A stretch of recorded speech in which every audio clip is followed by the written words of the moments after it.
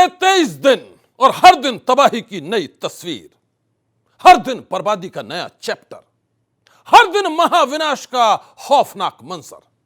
नमस्कार, मैं हूं श्रीवर्धन त्रिवेदी।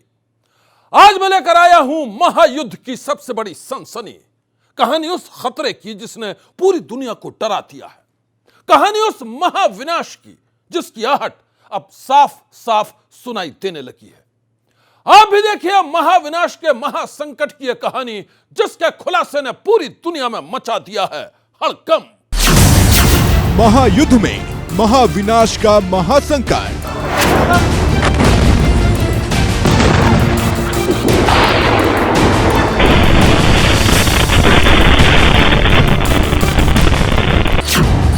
इजराइल के एटमी ठिकाने पर ईरान का अटैक।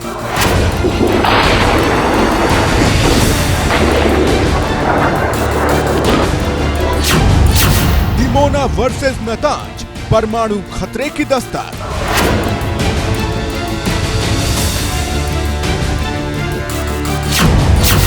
ईरान को 48 घंटे की आखिरी मोहलत। We are taking out thousands of Iranian missiles, advanced attack drones, and all of Iran's navy. Trump का असॉल्ट, फाइनल काउंटडाउन।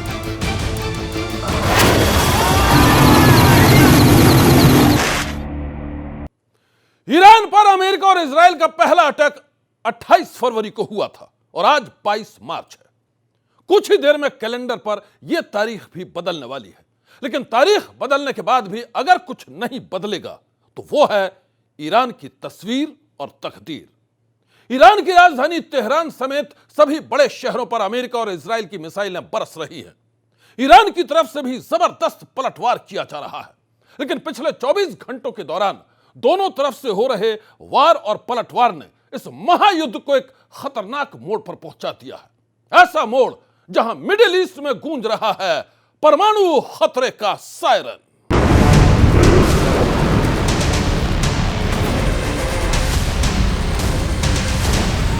ईरान और इजराइल अमेरिका के बीच पिछले 23 दिनों से जारी महायुद्ध सबसे खौफनाक मोड़ पर पहुंच गया है।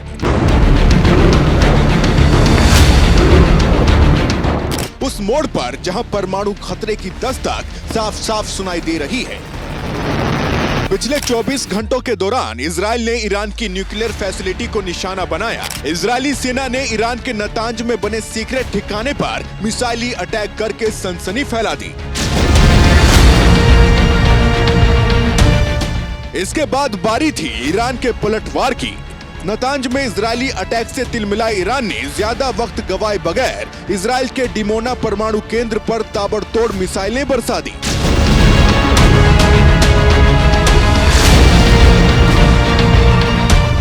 ईरान के उस घातक हमले की गवाही दे रही हैं ये तस्वीरें।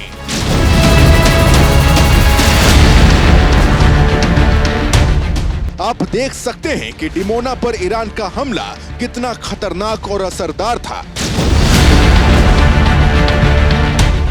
एक महिला अपने अपार्टमेंट के कमरे में बैठी किताब पढ़ रही थी, तभी वहां एक जोरदार धमाका हुआ। धमाके की आवाज इतनी तेज थी कि उसका असर अपार्टमेंट के दरवाजे और खिड़कियों पर साफ नजर आया। देखते ही देखते शीशे वाली खिड़कियां और दरवाजे चकनाचूर हो गए और महिला जख्मी हो गई। डरी सहमी महिला ने दूसरे कमरे में जाने की कोशिश की, लेकिन इसी बीच धमाकों की आवाज लगातार गूंजती रही। ईरान के मिसाइल अटैक के दूसरे वीडियो में दो महिलाएं सहमी हुई नजर आती हैं। डाइनिंग टेबल के पास खड़ी महिला के तो चेहरे पर खिड़की का टूटा हुआ हिस्सा लगता है। ईरान के मिसाइल अटैक ने हर किसी को थर्रा दिया। पूरे इलाके में अफरा तफरी मच गई, हालात खौफनाक हो गए। इस हमले के बाद कई रेस्क्यू टीमें सक्रिय नजर आई जो डिमोना में राहत और बचाव का काम कर रही थी। मलबे में दबे लोगों को निकालने के लिए रेस्क्यू टीमों को काफी मशक्कत करनी पड़ी। साथ ही सर्च ऑपरेशन भी चलाया गया ताकि ईरानी मिसाइल अटैक में जख्मी लोगों का पता लगाया जा सके।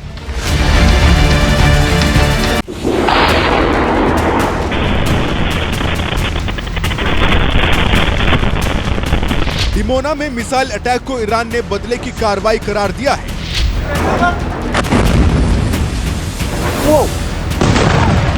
वो बदला है ईरान के नतांज पर हमले का।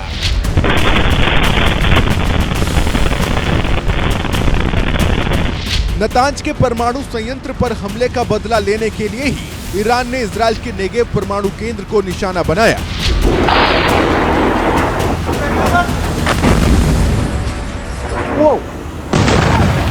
ईरान ने इजराइल के इस महत्वपूर्ण परमाणु केंद्र पर बैलिस्टिक मिसाइल दागी है। हालांकि ईरान की बैलिस्टिक मिसाइल के हमले से इजराइल के परमाणु संयंत्र को तो कोई नुकसान नहीं पहुंचा, लेकिन इस अटैक में 50 से ज्यादा लोग बुरी तरह जख्मी हो गए हैं।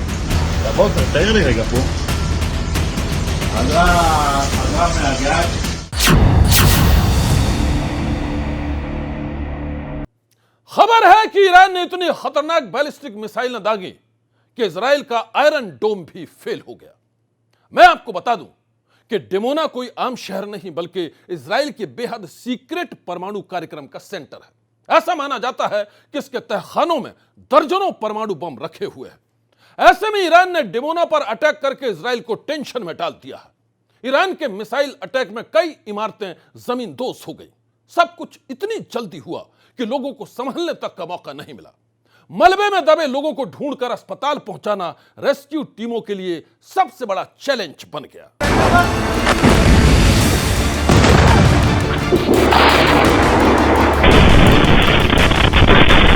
ईरान के मिसाइल अटैक के बाद इजराइल के डिमोना में चारों तरफ तबाही और बर्बादी का मंजर नजर आ रहा है। मिसाइली बारिश ने कई इमारतों को खंडहर और मलबे में तब्दील कर डाला। ईरान के इस हमले के बाद इजराइल खून के आंसू रो रहा है। वहीं इजराइल के जख्मों को देखकर ईरान की राजधानी तेहरान में जश्न का माहौल नजर आया। ईरान में जश्न की तस्वीरों को देखकर इजराइल के प्रधानमंत्री बेंजामिन नेतन्याहू का गुस्सा भड़क उठा। ईरानी हमले में हुए नुकसान का जायजा लेने के लिए पहुंचे अराद इलाके में नेतन्याहू ने ईरान को धमकी दी है कि ईरान को इसका अंजाम भुगतना पड़ेगा। मीडिया रिपोर्ट्स के मुताबिक नेतन्याहू ने कहा है, हम डरेंगे नहीं, पहले से ज्यादा विनाशक प्रहार करेंगे। ईरान दुनिया के लिए खतरा बन चुका है। हम पूरी ताकत से दुश्मन को कुचल रहे हैं। वहीं इजरायली डिफेंस फोर्स की तरफ से कहा गया है कि ईरान पर अभी सभी मोर्चों से एक साथ हमले किए जाएंगे। बहुत जल्द दुश्मन को पूरी तरह कुचल कर रख देंगे। जाहिर है ईरान ने जिस तरह से इजराइल के परमाणु सेंटर को बैलिस्टिक मिसाइलों से निशाना बनाया है, उससे इजराइल बुरी तरह भड़का हुआ है। अमेरिका और इजराइल बार बार ईरान का वजूद मिटाने की धमकियां दे रहे हैं। साथ ही उन धमकियों को सच करने और ईरान को कड़ा सबक सिखाने के लिए हर दिन बड़े पैमाने पर मिसाइल अटैक किए जा रहे हैं। इस कड़ी में अमेरिका ने एक बार फिर ईरान के बुशहर को निशाना बनाया है, लेकिन एक बार फिर ईरान ने अमेरिका के घातक हमले को कर दिया है नाकाम। महायुद्ध के 23वें दिन ईरान के बुशहर से तबाही की नई तस्वीरें सामने आई। वहां अमेरिका ने 4 दिन में दूसरी बार अटैक किया है। हालांकि इस बार अमेरिका ने MQ-9B ड्रोन से हमला किया, जिसे ईरान ने नाकाम कर दिया। आगे बढ़ने से पहले हम आपको बता देते हैं कि अमेरिका के MQ-9B ड्रोन की खासियत क्या है और ये अत्याधुनिक ड्रोन दुश्मन के लिए कितना खतरनाक है। दरअसल ये ड्रोन 40,000 फीट पर काम करने में सक्षम है। 40 घंटे की अधिकतम उड़ान क्षमता है। ऑटोमेटिक टेक ऑफ और लैंडिंग सिस्टम है। रात के अंधेरे में भी मिशन को अंजाम देने में सक्षम है। एक बात अमेरिका को सबसे ज्यादा चुभने वाली है, वो है इस ड्रोन की कीमत। एक ड्रोन की कीमत भारतीय करेंसी में 250 से 400 करोड़ के बीच है। मतलब साफ है कि अमेरिका ने ईरान पर MQ-9B ड्रोन से हमला तो इसलिए किया था ताकि उसके परमाणु संयंत्र को बर्बाद किया जा सके, लेकिन ईरान के पलटवार से अमेरिका का दांव उल्टा पड़ गया। दरअसल बुशहर में ईरान के परमाणु ठिकाने पर 4 दिन पहले भी प्रोजेक्टाइल गिरने से पूरे इलाके में हड़कंप मच गया था। हालांकि अमेरिका के मिसाइल अटैक में परमाणु प्लांट को कोई नुकसान पहुंचने की खबर नहीं है।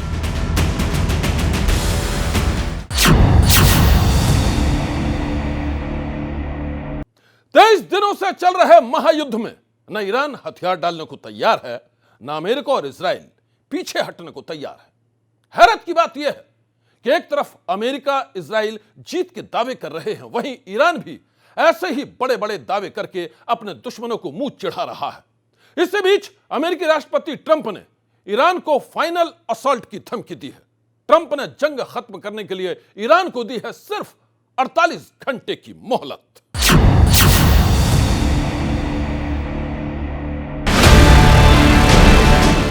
ऑपरेशन एपिक फ्यूरी के 23वें दिन अमेरिका की तरफ से ईरान पर चौतरफा हमले किए जा रहे हैं। इजराइल भी ईरान की राजधानी तेहरान समेत अलग अलग शहरों पर बारूद बरसा रहा है। ईरान पर हो रहे इस बारूदी प्रहार के बीच अमेरिकी राष्ट्रपति ट्रंप ने एक बार फिर ईरान को बड़ी धमकी दी है। राष्ट्रपति ट्रंप ने ईरान को सरेंडर करने के लिए सिर्फ 48 घंटे की मोहलत दी है। ट्रंप का कहना है कि अगर 48 घंटे के अंदर ईरान की सेना ने हथियार नहीं डाले तो ईरान पर सबसे बड़ा हमला होगा। इतना भयानक हमला जो ईरान को पूरी तरह बर्बाद कर डालेगा। एक तरफ राष्ट्रपति ट्रंप ईरान को महाविनाश की धमकी दे रहे हैं, तो दूसरी तरफ यूएस आर्मी ने एक बयान में दावा किया है कि ईरान की सैन्य ताकत खत्म हो चुकी है और उसका डिफेंस सिस्टम भी पूरी तरह बर्बाद है। Just 2 days ago, the U.S. Army launched the longest field artillery strike in Army combat history using precision strike missiles. The strike took out Iranian military infrastructure, demonstrating the U.S. military's unmatched reach and lethality. Iran has lost significant combat capability over the last 3 weeks. We are taking out thousands of Iranian missiles, advanced attack drones, and all of Iran's navy, which they use to harass international shipping.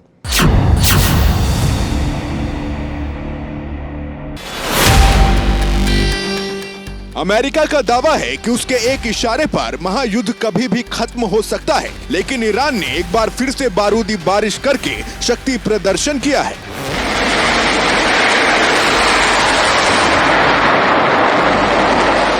दुश्मन के दावों की हवा निकालते हुए Iran ने missile attack का एक नया वीडियो जारी किया है। इस हमले को मिसाइल अटैक की 73वीं लहर का नाम दिया गया है। इस वीडियो में देश का झंडा लिए उनके सैनिक मिसाइल लॉन्चिंग पर खुशी जाहिर कर रहे थे। इतना ही नहीं, ईरान ने अपनी हाफिज मिसाइल के इस्तेमाल की भी धमकी दी है। दरअसल हाफिज एक कम दूरी की एडवांस मिसाइल है। ये कम ऊंचाई में उड़ने वाले अमेरिका और इजराइल के फाइटर जेट्स को मारने में उनके काम आएंगे। जमीन से आसमान में हमला करने वाली इस मिसाइल की मारक क्षमता 250 किलोमीटर तक की है। ये एक साथ 100 टारगेट को मार सकती है। बड़ी बड़ी क्रूज मिसाइलों को नष्ट करने में काम आ सकती है। इसे दागने के लिए कोई एक फिक्स जगह नहीं है। अलग अलग जगह से मिसाइल दागकर दुश्मन पर हमला किया जा सकता है।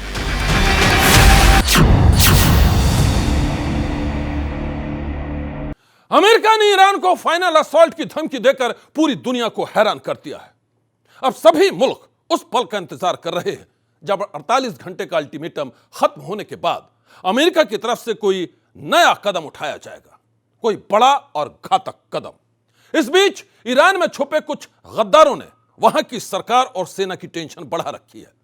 वो भेदिए देश के दुश्मनों को पल पल की जानकारी दे रहे हैं और उन गद्दारों की मुखबिरी से ही एक एक कर मारे जा रहे हैं ईरान के टॉप कमांडर। ईरान के गद्दारों का रहस्य लो।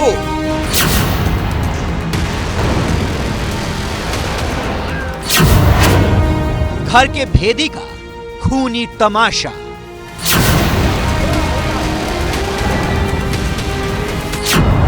देश के दुश्मनों को अटैक का इशारा।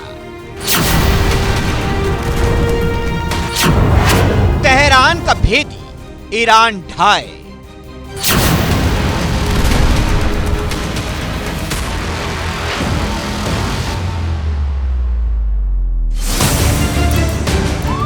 दिनों के इस महायुद्ध में ईरान अपने कट्टर दुश्मन अमेरिका और इजराइल के सामने सीना ठोक कर खड़ा है।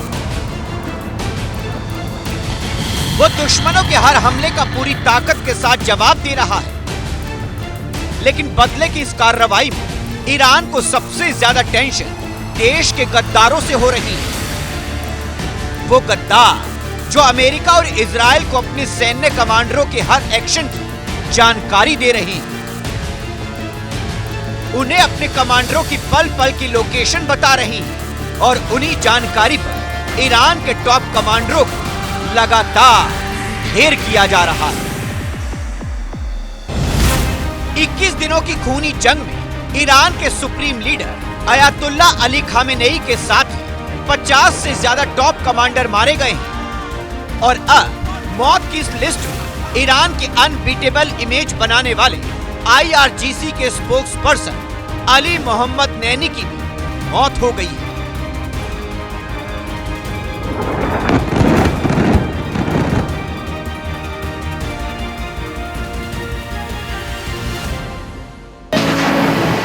अली मोहम्मद नैनी जो दुनिया को डराने वाली आवाज थी, वो ईरान की ताकत का सबसे बड़ा चेहरा थे। वो IRGC की वो हस्ती थे जिनकी मंजूरी के बिना एक शब्द भी बाहर नहीं आता था। लेकिन अब इजरायली हमले में उनकी भी मौत हो गई।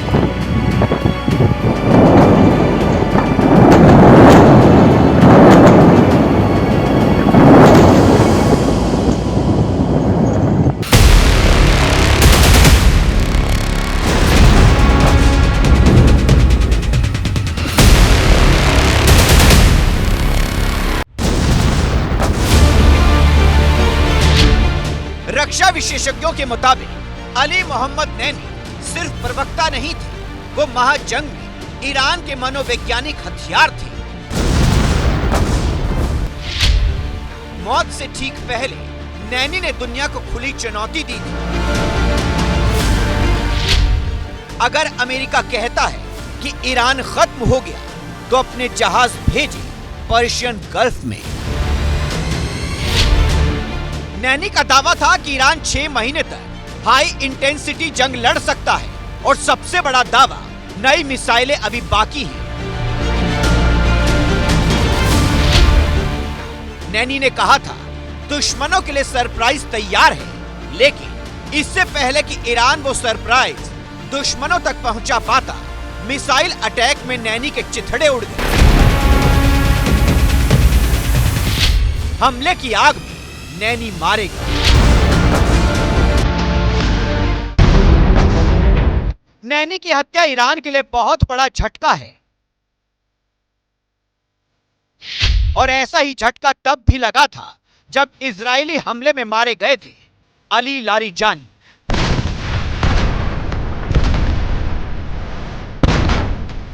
IRGC के स्पोक्स पर्सन अली मोहम्मद नैनी की हत्या के बाद जो खबर सामने आई है, उसके मुताबिक हमले की टिप्स तेहरान के अंदर से ही किसी गद्दार ने दी थी। उसी ने नैनी के सटीक लोकेशन का खुलासा किया और फिर मिसाइल अटैक में नैनी मारे गए। अली लारीजानी ईरान के सिक्योरिटी चीफ थे। वो सुप्रीम नेशनल सिक्योरिटी काउंसिल के सचिव थे। इतना ही नहीं, वो देश की सुरक्षा रणनीति का सबसे बड़ा दिमाग भी थे। अब सवाल ये है कि इतना बड़ा नेता, इतनी सिक्योरिटी, फिर भी हमले में वो मारे गए, आखिर कैसे? तो जवाब है घर का भेद।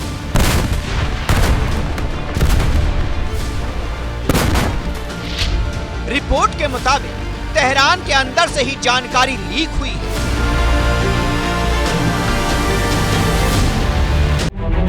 हमले में लारीजानी के साथ उनका बेटा, सिक्योरिटी अधिकारी और कई अन्य लोग मारे गए थे।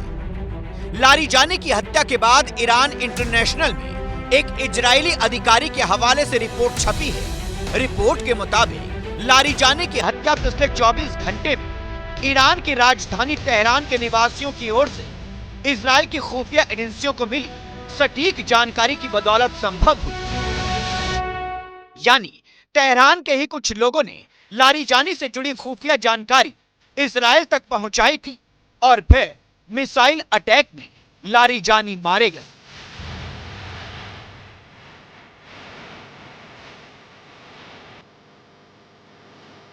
बताया जा रहा है कि लारीजानी बार बार पब्लिक में दिख रहे थे।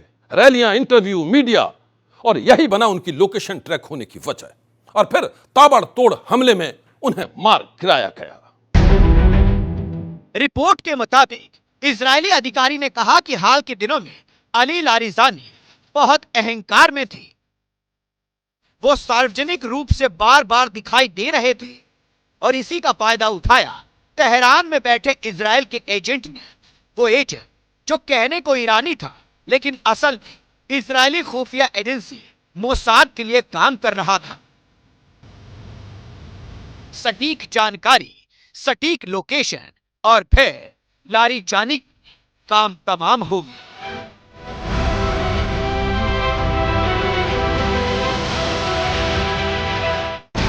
रिपोर्ट के मुताबिक इजरायली अधिकारी ने कहा कि हाल के दिनों में लारिजानी बहुत अहंकार में थे।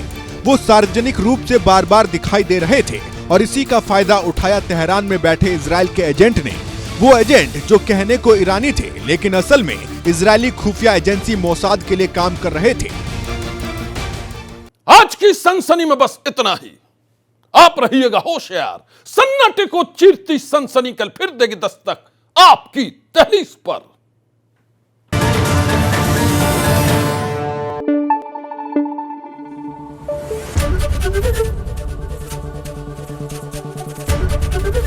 एबीपी न्यूज आपको रखे आगे।